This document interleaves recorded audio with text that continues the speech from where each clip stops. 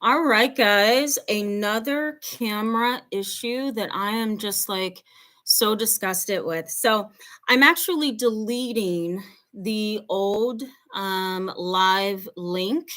So, something weird happens between my camera and GoPro and my webcam. It just gets so messy. So, I don't know what to do other than to switch camera systems altogether. So, hopefully, you guys can find me. I am no longer at the old link. I am now trying to delete that so that you can now get on the new link and it's going to be available for you. So, I'm just going through to make sure that the old link is not in here so that you can tune in with me, hopefully. And if not, somehow let me know and I'll reschedule this whole entire live. Okay. It looks like things should be okay now.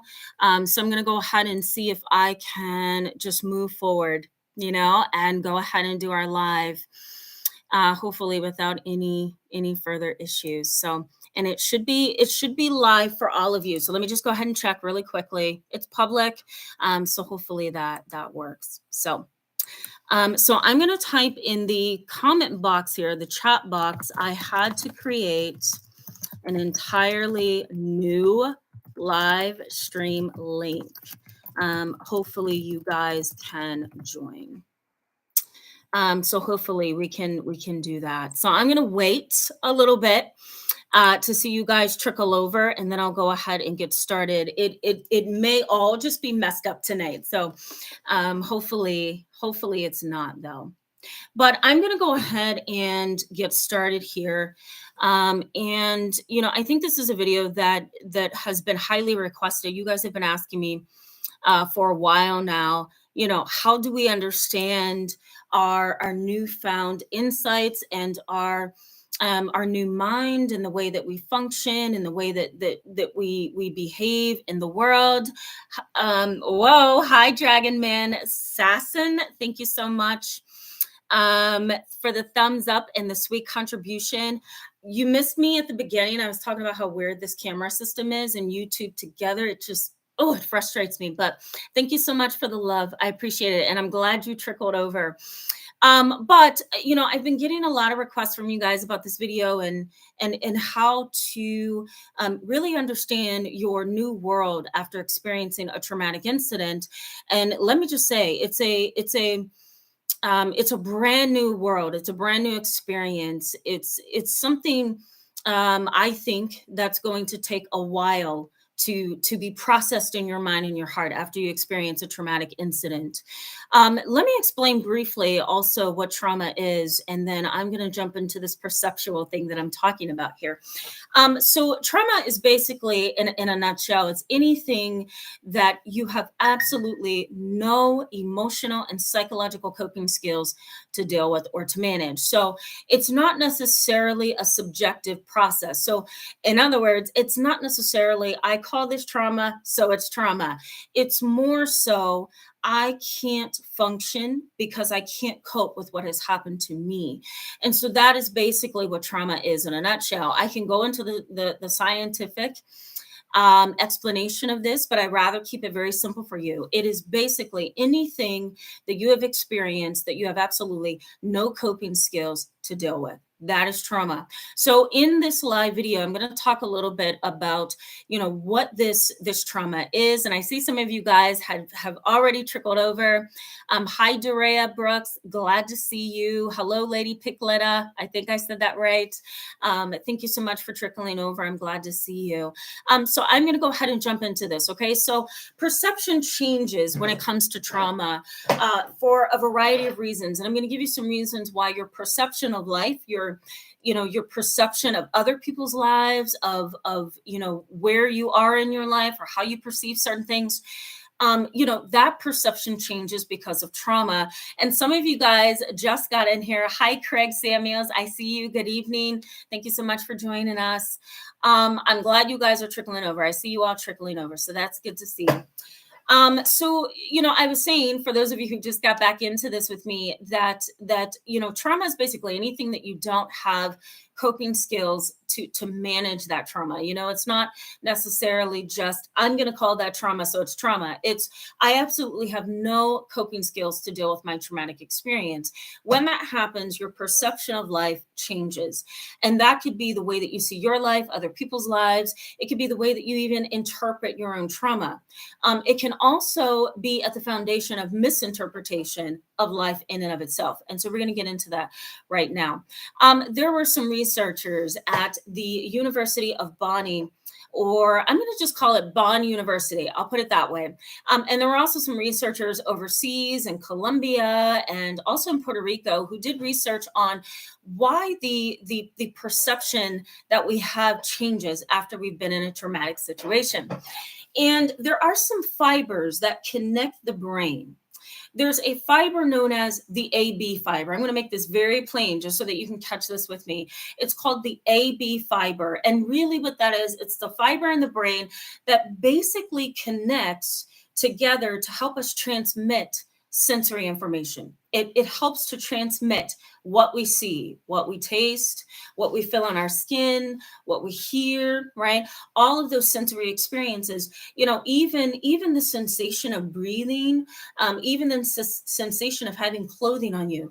The AB fibers in the brain connect those sensory experiences for us to help us understand what's happening to us, or to help us kind of make sense out of our experience, right? What our body is experiencing in the world and in life.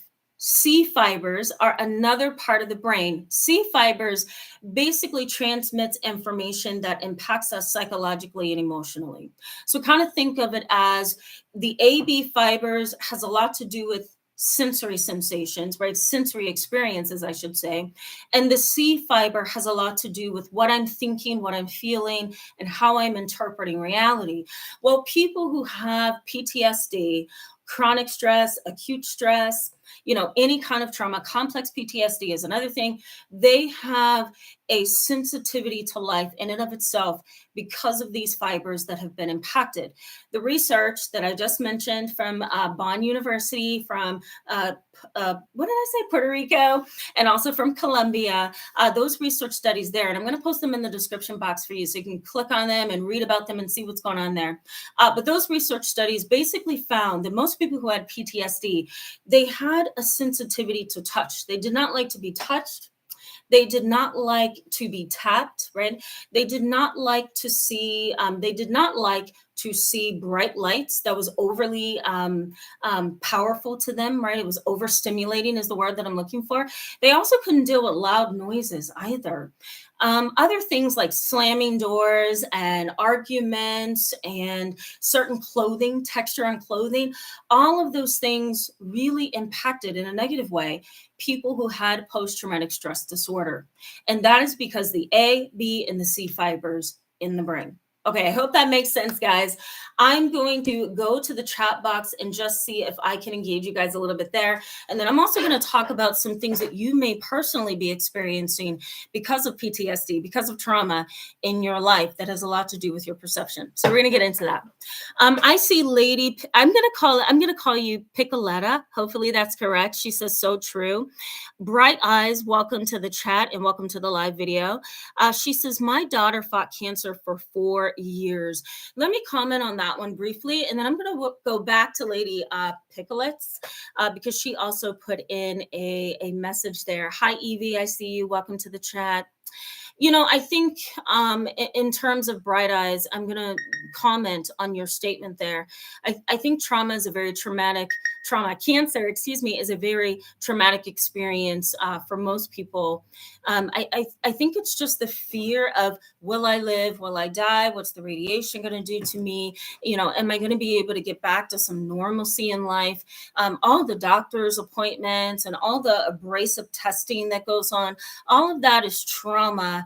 And, I think we can all agree that it's not subjective trauma, right? It's not like we're just labeling it trauma, it's objective trauma. It is fact that cancer is a traumatic situation for anybody to go through. I have a lot of people in my practice who have gone through cancer, gone through the treatments and the radiation, and they've dealt with the ups and downs of having cancer, and sometimes even multiple incidents of cancer over time. It's a traumatic experience, and it changes your perception, right? It changes how you view your own life, how you view mortality, how you view death and dying, loss, grief. It just changes everything and it shifts everything. And I'm going to get into that in a little bit. So, yeah, I'm very sorry about that. And hopefully she's okay now. Lady Piccoletta says, so depressed right now because Amber's being written much on a stick just for being Johnny. I'm not quite sure if no wonder I've experienced it. Are we talking about the Johnny Depp thing? Lady Piccoletta. If we are, let me know in the chat box. I'm going to comment on that because I can't seem to get away from it. Everybody is talking about it, wants to process it. And so we can process that tonight if you want to. Evie says, I believe trauma does definitely alter your view of reality. Yes, it does. And I'm going to get into that in a little bit here. I just want to make sure I'm responding to you guys, and then we're going to jump into that. I'm going to explain exactly what happens to you. Dragon Man Sasson says, I don't like the feel of polyester fabrics. And during COVID, the next door neighbor door played his music really loud. I probably didn't say that right. Next door neighbor played his music really loud, and it was distressing to me. Yeah, absolutely. I think loud music, if you're in a small community, like a townhouse, apartment, or you're just close to each other, it is really hard if you have PTSD or some kind of trauma to really hear other people's lives. I once had a client who lived in an apartment complex where she had several families that had gone through traumatic experiences, and every time they would fight, she could overhear their arguments. Every time they would fight, she would pick up the phone and call me and say, Tamara, I can't do this. I'm shaking. I need to calm down. It reminds me of what I went through. It was triggering her. It was triggering flashbacks and, just all of these physiological sensations, which we're going to get into in a minute here. And she could hardly manage it. It was really hard for her. So I feel for you in that situation. It's really hard living close to other people when you're dealing with trauma. It really is. Okay, so Evie says, I thought I had a handle on it, but it took my partner leaving for the weekend for me to see that my outlook was always trying to find negatives to fix, to the point I didn't realize how good my life is. Yeah. Sometimes because our perception changes after a traumatic experience, we put down the balanced lens and we pick up the negative lens. And here's why. One very important reason we do this is because it matches our internal world. If that makes sense, it matches our internal world. So how we view reality has a lot to do with what we are feeling on the inside. And human beings have to have equilibrium. They have to have some kind of balance. And so in order to feel balanced after trauma, you either can, not everybody, but you can either do one of two things. You can destabilize your life even further because you're trying so desperately to search for equilibrium, balance, or you can find negatives in your life to match what you're feeling internally so that you can feel like you have some balance, And so that's more of an unconscious process. It's you searching for balance. Now, there are some people who really do look for balance externally, and that's when they start engaging in negative behaviors like drinking, fighting, arguing, being argumentative is what I'm trying to say, being confrontational, driving really fast, engaging in risky relationships, taking chances, gambling. That's your external world after trauma. And so your internal negativity or your internal world and your negative frame, your lens, causes you to behave in this way. And so that's why understanding perception is so very important to healing trauma. I'm going to get back to you guys in the chat box. Hello there, DS. I see you. Thank you so much for joining us. I also see Cherry's Jubilee. So good. You're so glad to see you here. I am glad as well that it's working. I also see Hanifa. Hopefully I said that correct. Hello. Thank you for coming. And you missed a whole drama at the very beginning, but we're going to go ahead and get into this, okay? Because I feel like I've delayed it enough trying to wait for you guys to trickle over. So, the first thing that I spoke about, for those of you who are joining us again, is what's called altered reactivity. And that's basically nerve fibers in the brain basically changes shape after traumatic experience. And the traumatic experience can sometimes cause us to be sensitive to things in our environment, or sensitive to what's going on in our own psyche, what's going on in our own heart. So that was number one. Number two is misinterpretation of reality. So if you've experienced a traumatic situation, you've got all these broken pieces like a puzzle laying out in front of you. And the only thing that you know to do in the moment is just respond to what you have in front of you. It's really hard for most people with trauma to sit and process and calculate what's going on in their world, because in a sense you almost become inattentive, I should say. You become inattentive. You may also find yourself questioning if you have ADHD. So you may be really restless and nervous and anxious and fidgety and all over the place, right? For adults who have more inattention, you may find yourself not being able to keep up with work, projects, get good sleep at night, hold conversations for long periods of time. And you may also find yourself either performing poorly in your job or being really disorganized in your life. And that is because trauma breaks up a bunch of pieces of your world, and you're left with this broken puzzle trying to figure out which pieces go where. And in that process of trying to figure out where each piece of that puzzle goes, you're almost losing fragments of yourself, if that makes sense. And so your perception of reality shifts so much. And then you begin to misinterpret reality. You may misinterpret how other people see you. You may misinterpret what other people mean when they talk to you, right? You may do what's called polarized thinking, which is black and white thinking. I'll give you an example. Let's say you've had a traumatic family experience. You're trying to have a relationship with a coworker. Let's say you're dating again. You're trying to move on with your life, but that trauma is holding you back. Let's say you share that experience with your coworker or with somebody that you're dating.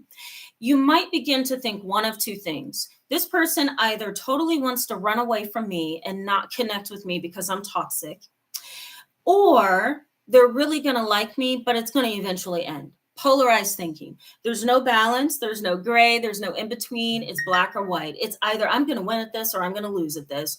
And there's no flexibility. There's no flexibility. So you can misinterpret how other people see you, how they're thinking about you. And you can also misinterpret even the hope for your life in the long term. And so all of that creates even more trauma. So you become re-traumatized by it. And that's a sad reality, but it's something that I see a lot of, and it's something that happens all the time.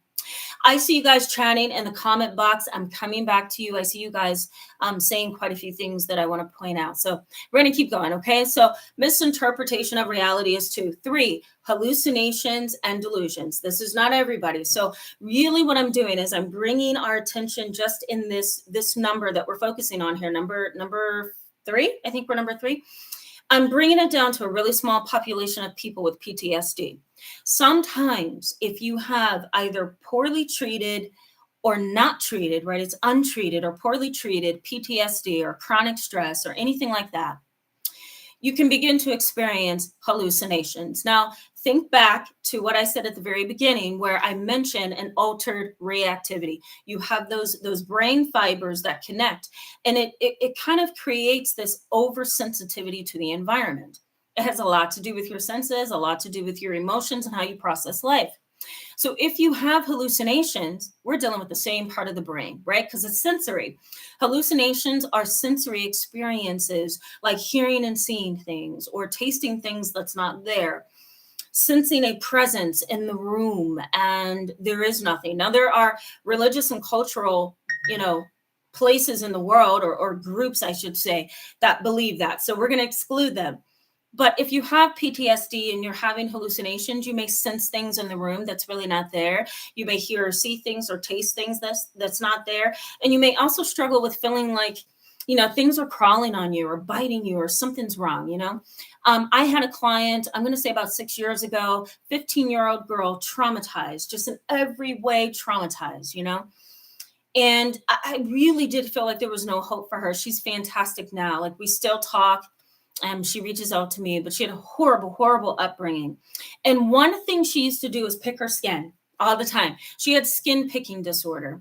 And what that is you pick all the time, and you bruise your body, you create all these marks, you create all these infections in your skin, because you're picking, and you're just like picking away at your skin, and sometimes sores that are already trying to heal, and it gets bad. So she was traumatized, and that trauma led her to experience the hallucination that I'm going to say, and I think this is in the DSM as well. It's a somatization kind of a hallucination. It's a somatoform hallucination, and I'm going to post some information in the description box for you after this live, so you can get a little bit more information about this. I'll talk about it soon as well. But it is basically this feeling that things are crawling all over you, or biting you or something. And so what she would do to kind of counteract that hallucination would be to pick even more and scratch, all the time. And so that's something that you could possibly experience as well. Now, delusions are false beliefs held to be true, despite really firm evidence to the contrary, right? And if you have PTSD, and you guys who have been with me for a while, you most likely have seen my videos on hallucinations and delusions, and I really break down delusions on my channel. So if you haven't seen that, go and check that out. I'll try to post it below as well. But if you have these false beliefs and you have PTSD, that can actually worsen your PTSD, because what's happening is your PTSD is putting you in a state of vulnerability as it is. And then you have these false beliefs that are not true, or you really believe that something's happening, like the government is chasing you, or you're being stalked, or somebody's harassing you every day. You know it. You haven't caught them yet. You don't see them, but you firmly believe it no matter what. That's really increasing your fight or flight system all over again. And so what happens is it's almost like that delusion recharges that PTSD. It recharges, and it causes this loop. You already have PTSD with flashbacks, and maybe you can't sleep, and maybe you're irritable. But on the flip side of that, you also have these firm beliefs that are not true. And so that, almost turbocharges the PTSD, and it could truly set you back and regress you and make things a whole lot worse. All right, let me get to the chat box. I want to go ahead and check in with you guys, because you guys are awesome. Hold on. I don't want to hit the wrong button and lose everybody again. All right, you guys are supporting each other. I love seeing that. Yes, Evie, I see you saying he started feeling like he can't handle the situation. Yeah, it's really hard sometimes for loved ones, for spouses, to really handle the emotional turmoil that you may be going through if you are having perceptual difficulties or changes. I'm going to drink some water. So it's really hard. And some loved ones and family members, friends, boyfriends, girlfriends, they say, you know what, I'm going to have to step out because it's really, really hard for me to handle this. This is traumatizing me. I once had a client say that to his girlfriend right in session. It was interesting. Excuse me. So I totally get him there. I can't blame him, but I'm sure you guys are doing better now from the sounds of it. And maybe he's learning you, and he's learning what your triggers are, and that makes it a little bit easier to manage. It really does. Bright Eyes says it's really changed me. She is good. Thank you so much for your response. Yeah, absolutely. You're welcome. I'm sure it has changed you. Anytime you go through a traumatic experience with cancer, medical conditions, mental health conditions, it changes your everything. It's almost like the floor falls out from under you. And I can relate to that in many, many ways. I've had loved ones that have struggled with a lot. Hanifa, I'm probably saying this wrong. Hanifa is agreeing. She's saying, oh, wow, yes, yep. So I'm sure this is resonating with you. Cherry's Jubilee says, I found out on Mother's Day that my mother both did drugs the entire time she was pregnant with me, but I may have been diagnosed with autism. And that, to my Encephalitis. Wow. I don't know what symptom. Okay. Is from what? Is a brain scan a good place to start? Okay. Okay. So let me clarify that, guys. I'm sorry. I read that kind of choppy. It's been a very long day. I'm sure you can tell. Cherry's Jubilee is basically saying she found out about encephalitis, also found out that she could possibly have autism, that mom did some drugs when she was pregnant. And she's asking me if a brain scan is a good place to start. I'm going to say an MRI, which is magnetic resonating. I'm going to say this all wrong. Magnetic resonating imaging. I bet you I said that all wrong. MRI. Okay, we'll go with the acronyms tonight because my brain is off tonight. MRIs, CAT scans, PET scans, PET. Those are all scans that can find actually like a spots on your brain, any kind of like physical evidence of disease. Schizophrenia, individuals who have schizophrenia, they have holes in the brain sometimes, and it almost looks like a decaying part of the brain. I've done videos on this in the past. I'll try to post them in the description box below after this live chat. The scans, MRI, PETs, CAT scans, they can show those things.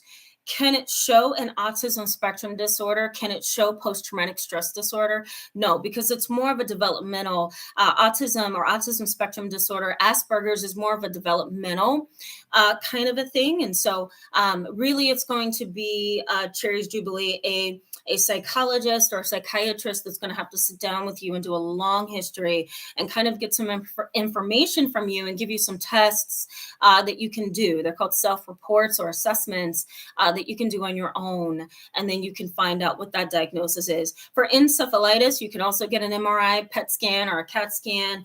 Cancer can show up on those scans as well, but never an autism spectrum disorder or Asperger's.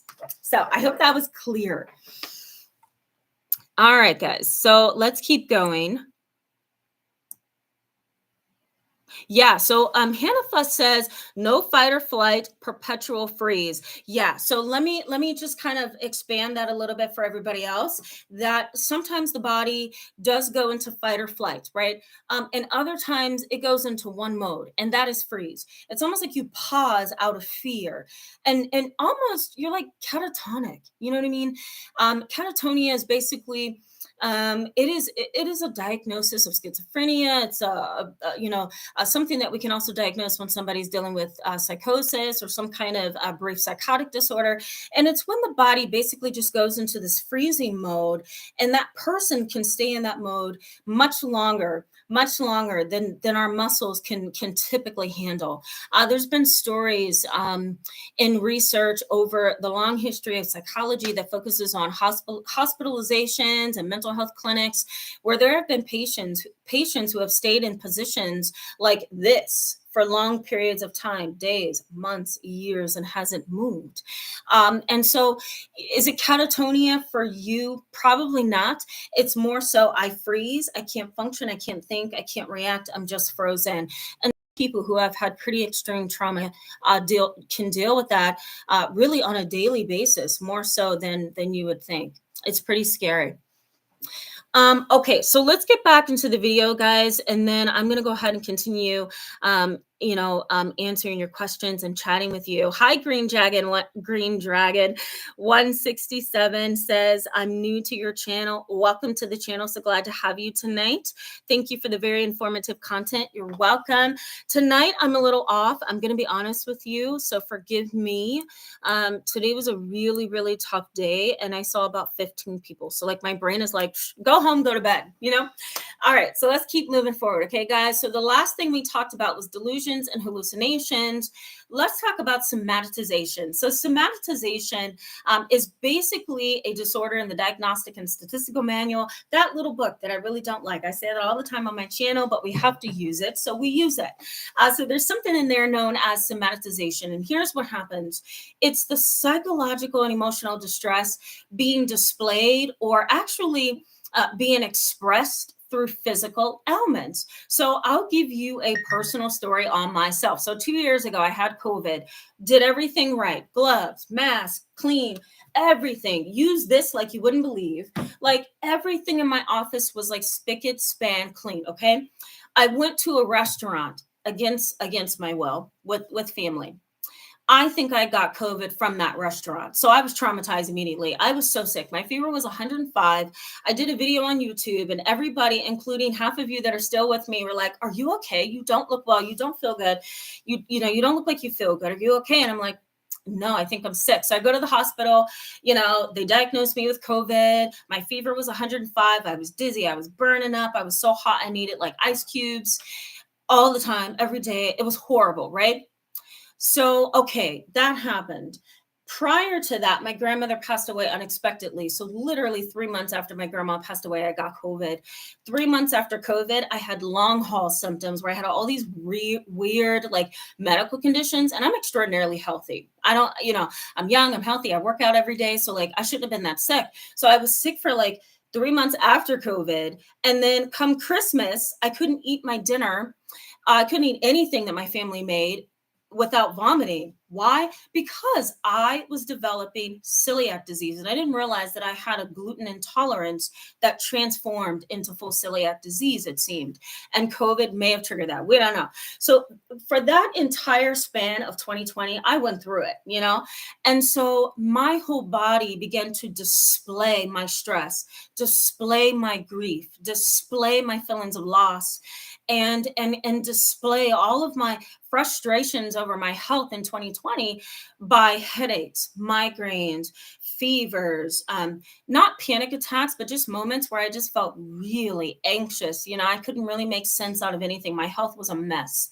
And I was really starting to struggle. And so my body started to express that in many, many ways. So somatization is my body is displaying and expressing everything that my mind and my heart is going through right now, and it's interfering with my life. How does this relate to perception? Well, everything is going wrong, right? You're feeling overwhelmed emotionally, psychologically, and now your body is beginning to display that. All of that changes your perception of life, which is why I had a hard time with it in 2020. My perception of life became grim to a certain extent. I wasn't depressed. I was just hopeless at that time. I'm like, what do I need to get out of this rut of sickness?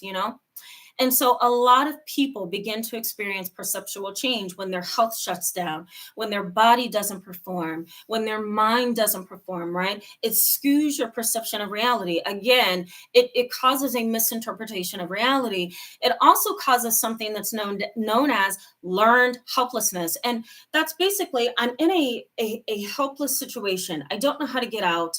I don't know if I should go right or left or right, right? I'm lost and I'm afraid to step out because I've been bitten before. So I think I'm just going to go over here and stay over here in my little world and hope nobody touches me and hope that I rebound some way. That's learned helplessness.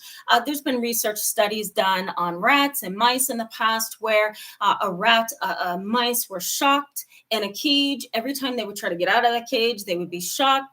And I'm going to post a video in the description box too after this where I talk about this a little bit more. And, the poor mice, the poor rats, right? They knew that every time they would go to the gate or the door, if you will, to get out of their cage, they would be shocked. So they went over into the corner of the cage and they stayed there afraid. And it was like they almost lost the ability to get out, to push forward, to be motivated, right? And all of that changed their perception, just that being shocked over and over every time they try to escape. And so somatization basically does that. It's our heart, our mind, our stress being expressed physically. And while that is going on, our perception of reality is being changed and skewed.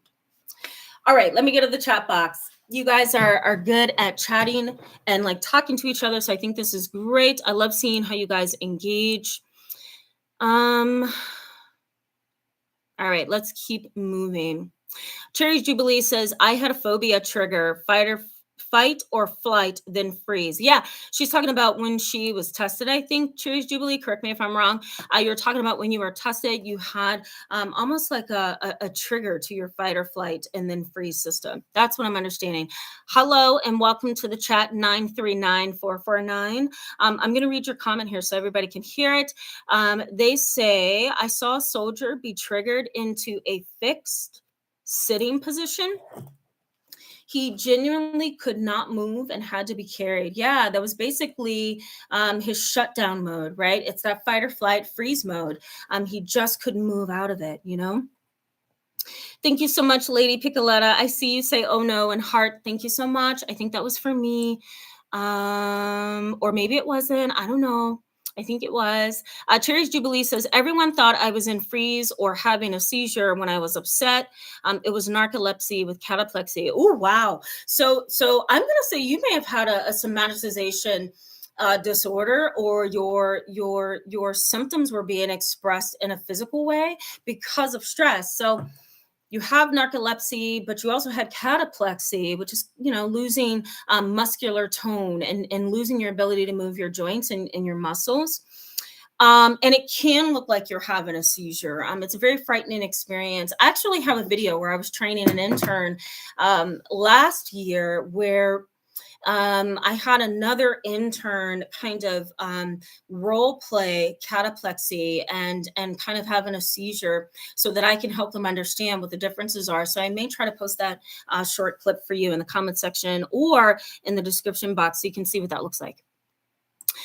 Cherry's Jubilee says celiac sucks. Yes, it does. And especially when you don't really know much about it. I don't know about you, Cherry's Jubilee, but I was really sad when I went to the grocery store and I'm like, okay, do I go this way or that way for gluten-free food? And then I realized I was soy intolerant. So then that really made things worse, Yes, Hanifa. I'm going to get this right, I promise. She says long haul, CFS. Yeah, long haul is awful. It's awful. Long haul symptoms from COVID, for those of you who don't know, I'll explain it really briefly, is I have all these weird symptoms and I'm not sick enough to be diagnosed, but I'm not well enough to function. So I'm in this like between world and I don't know how to get out, and you really do. You feel trapped. You're not sick enough to be treated sometimes with long haul symptoms, but you're also not well. So you can't function. It's like being imprisoned. You're jailed and you're not jailed. It's like this weird in between. It's really depressing. I'm going to keep going, guys. George I'm going to mess this up. Okay, George B Jr. I'm going to say that. Love your comments on the channel, all of you. But I want to point you out because you're awesome. He says it's hard to come out of things on your own, especially when you weren't going through anything, and all of a sudden things hit you nonstop. Yeah, absolutely. When you have this life that's really balanced and everything is going well, it may not be perfect because life isn't, but it's going well, and boom, you're hit with something. It's really, really, really hard to rebound. Hi, Bill Sims. So nice to see you. Thank you so much. Glad you are here. Thank you for coming. I see a lot of people on the live chat tonight that I really never see. Oh, Cherry's Jubilee says I'm a celiac meal master. Yeah, me too. I go to the kitchen. I'm like, yeah, I got this. I'm like stirring my bowl. I'm like, yeah, hand me the flour, the gluten-free flour. Hand me the olive oil. I'm like really good at this. I am. All right, so let me get back to the video, guys. So we talked about, I'm going to do a brief recap, okay? We talked about altered reactivity. We talked about hallucinations and delusions. We also talked about misinterpretation of reality. And then we talked about somatization. The next one that I'm going to point out is perception of time. Perception of time changes a ton when you have been traumatized. Now, I can go into the scientific pieces of this, but I'm going to save that for the description box, okay? Because I want to make this very brief and I want us to wrap up in a little bit. Perception of time basically changes because you lose the ability to kind of sense where you are in space, without getting too scientific. It's almost like there's a disconnect between you and the universe, between you and the world, between you and that thing that you're trying to continue to master in your life, your job, schedules, right? Responsibilities, priorities, all of those things. There's this huge disconnect, and you're over here suffering from trauma, PTSD, family trauma, intergenerational trauma. And here's that thing way over on the other side of the mountain, staring at you, wanting you to function like you're supposed to function.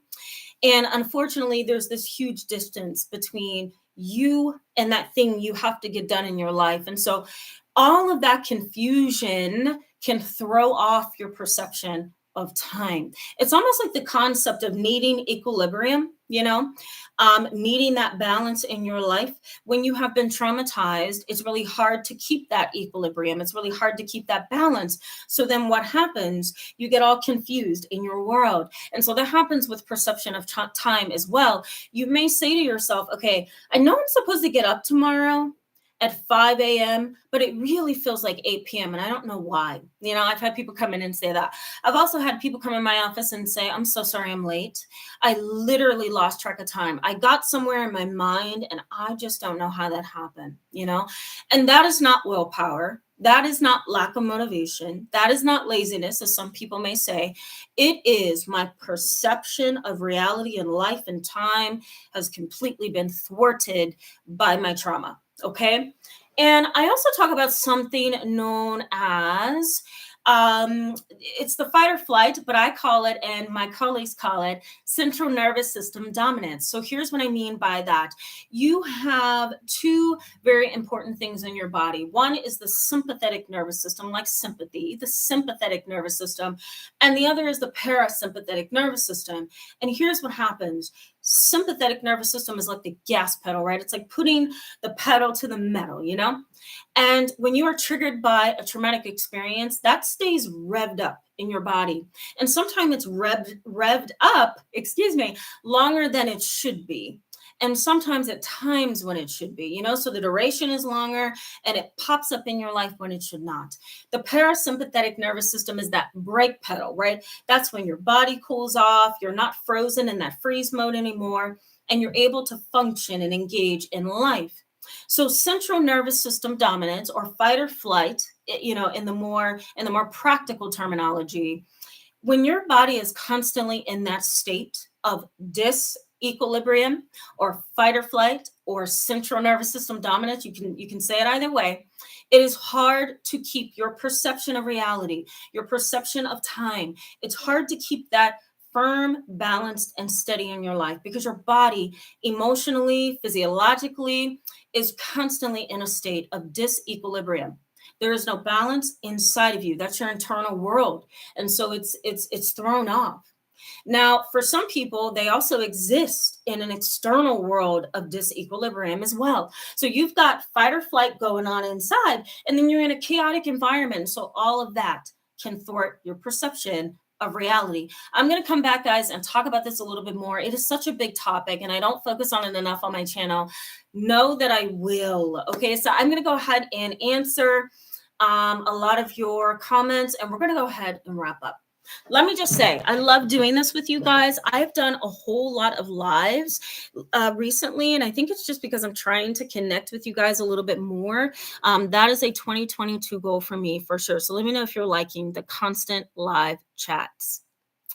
Okay, let me go back to, thank you so much, Bill, for the hearts. Love it. Thank you, DS. I see the peace sign and the heart. Thank you so much.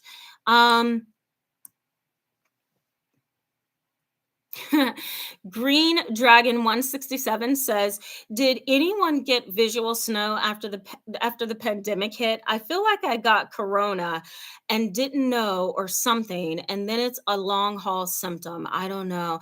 I mean, I wouldn't be surprised. I'm gonna say I've never heard of that, if I'm understanding you correctly. I don't know. I don't think I've ever heard of that. If I were you, I would Google long haul clinics in the United States.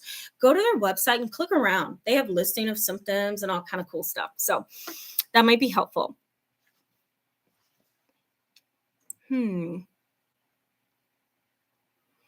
All right. Hold on, guys. Cherry says, I lose so much time. I focus and poof. Yeah. Because it's like you can only stay firm and attentive for so long and then it's gone, because your brain is bouncing around. And if you have untreated trauma, it's really bouncing around. Your brain really struggles. George says, recently I've pushed the perception of time out of my everyday thinking. I don't know if I'm just mad at how I feel victimized by the traumatic events that took place.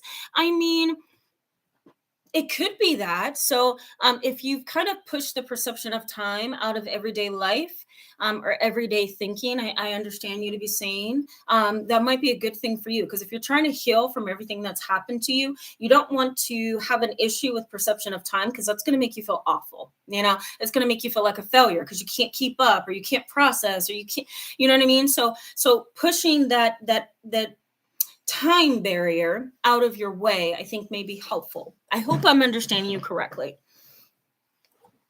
Lady Picoletta says losing sleep is an Olympic sport for me. Oh my God, yeah.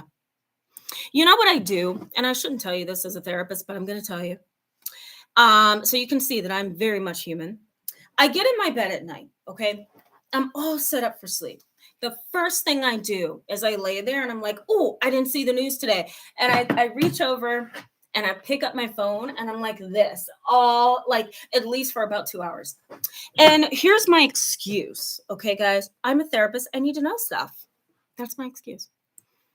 So, Lady Picoletta, I'm with you. I'm in that Olympic sport with you too. George says, I feel like I'm on strike against my will. We can make it out of anything though. Just look back at how much we already overcome, right? Yeah, I love that. Absolutely. Look at the long journey. I'm going to give you a therapeutic tool that you can use, if I can say it.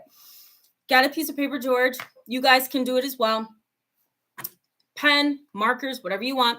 A line down the middle of your page. Who I was, right on the left side, who I was, who I am now. Compare. I used to be afraid. I'm brave now.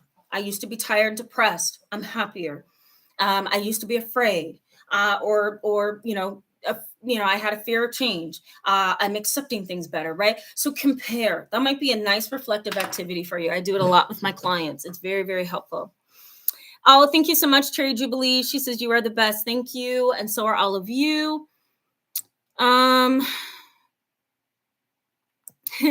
Bill says, I wish I could do sessions with you, but I live out of state. A lot of you, I wish I could do sessions with. So I'm licensed in a few states to provide teletherapy, psychotherapy using online and teletherapy, I could call it.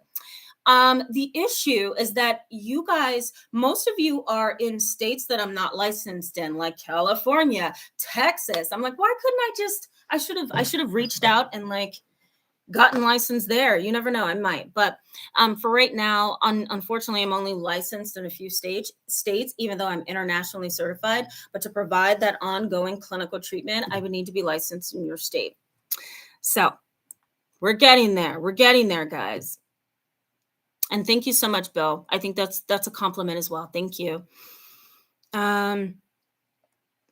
Bright Eyes. She's having a conversation with you guys. Love it.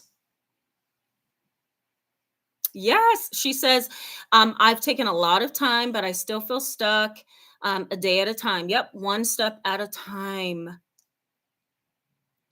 Oh God, I cannot pronounce this. This looks like French to me. But I'm gonna say I'm gonna read what you said. You said I'm a victim of victim culture. Yeah, agree. Um, yes, absolutely, George. Yeah, absolutely. Good. I'm glad I got it.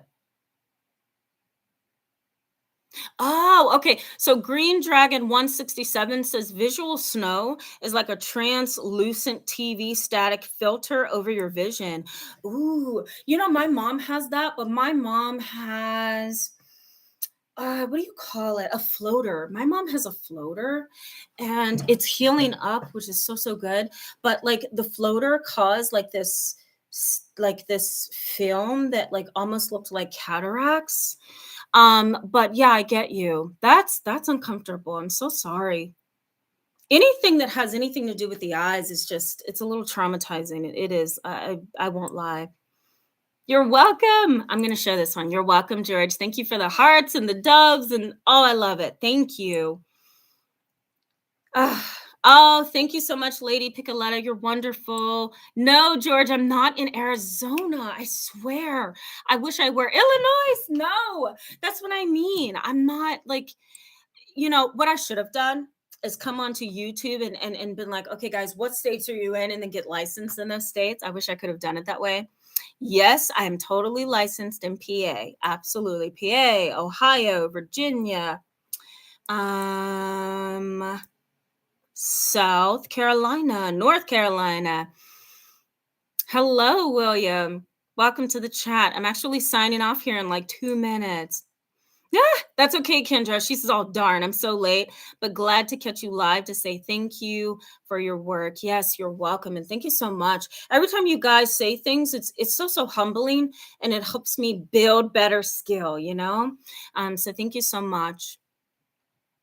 Do you have to pay each year to keep your license in each state? Oh my God. I have to pay, train, stay on top of the law, make sure that I stay in touch with the board. I mean, it's a lot. My mom's like, you're gonna have to retire soon. Cherry's Jubilee is glad I'm licensed in PA. Yes. All right, guys, I love you so much. You guys are wonderful. Thank you so much, Bill. He says, I hope you have a wonderful week. Your videos have helped me grow internally over the last year. Thank you for being you and sharing your amazing research. Thank you so much, Bill, and you're welcome. So humbling to hear you say that. You're welcome, George. Thank you so much. And thank you, Dragon Sasson. You're welcome. Have a good night, guys. Bye, Hennifer. So glad to see you tune in. Love you too, Bill. Thank you so much, guys. I'll see you soon. Bye-bye. Bye, Lady Piccoletta. I see you. Bye, Kendra.